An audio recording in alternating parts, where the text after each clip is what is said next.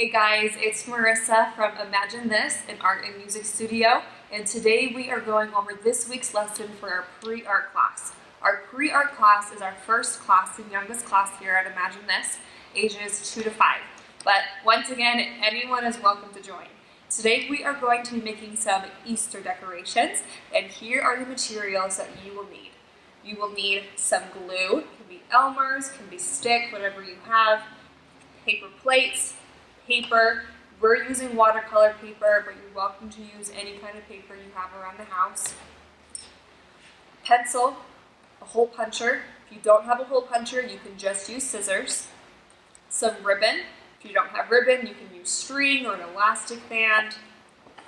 Some scissors, and then your choice of colored pencils, markers, crayons, paints, whatever you want to decorate on your Easter wreath. So let's go ahead and get started, and I want you to remember, just as my good friend Bob Ross once said, there are no mistakes, only happy accidents. Okay, so the first thing we're going to do is we are going to grab a paper plate. With our scissors, and you might want mom and dad's help for this, or it could be some good scissor practice, we are going to cut a hole right in the middle of this plate. We want to leave enough room here on the bottom rim so that we can glue some paper eggs on later. So I'm going to take my scissors, and again, mom and dad are going to help with this part.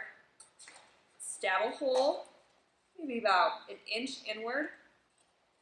Then we're going to cut a circle in it. And it doesn't have to be perfect. Most of it's going to be covered up by the eggs that you make anyway. So do not worry if it's not looking perfect.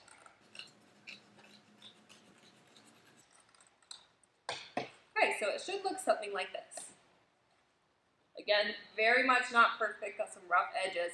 That's okay, because we're going to be covering it up in just a minute. So after we have this cut, we're going to put our paper plates aside and pull out some paper.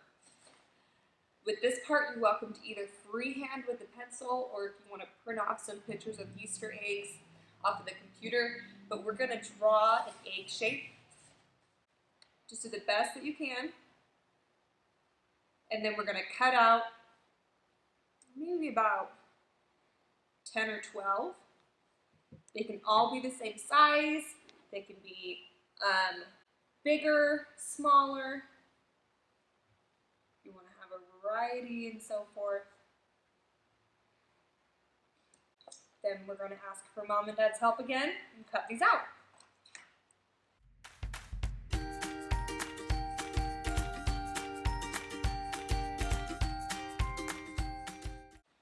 Okay, so now we have about 10 eggs cut out.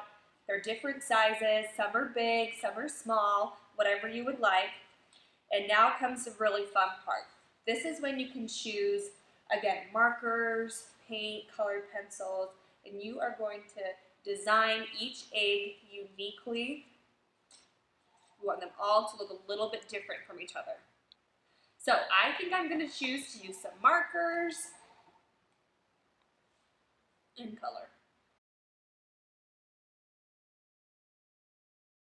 So this is a really fun opportunity to use your imagination. They can look like actual Easter eggs. You can make them look like there are monsters on them or imaginary friends, whatever you want. So after some time of coloring all of these eggs, we are then going to place them on in whatever order we want alongside the rim of our pre-cut paper plate. Once we have that situated, we're going to grab some glue and glue these on alongside the edge.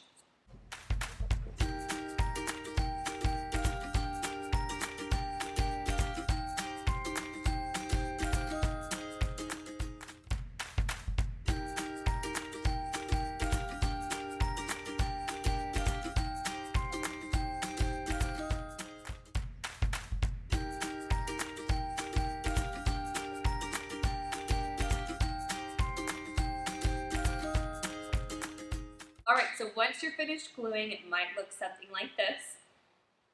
But remember, we are all different artists. So yours is gonna look definitely different than mine, and that's okay, because we each have our own unique spin on things. For the last couple of steps, what we're gonna do is take our hole puncher or scissors if you don't have these around, and we're gonna decide where we want the top of our wreath to be.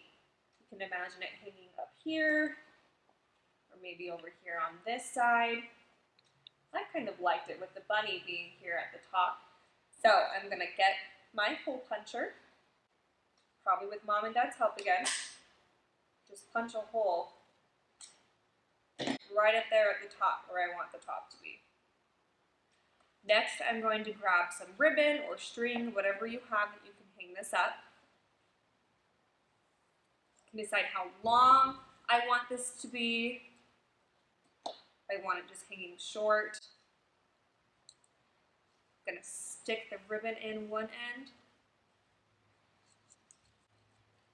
Now I'm going to tie either a knot or a bow.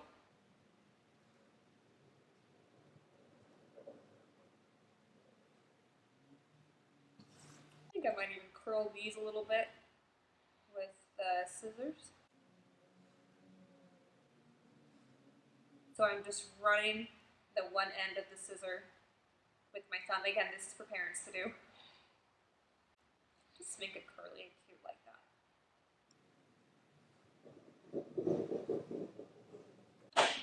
All right, and once you have that, you can hang it on your front door, hang it in your room, hang it in the kitchen, and you have your cute little wreath that you made.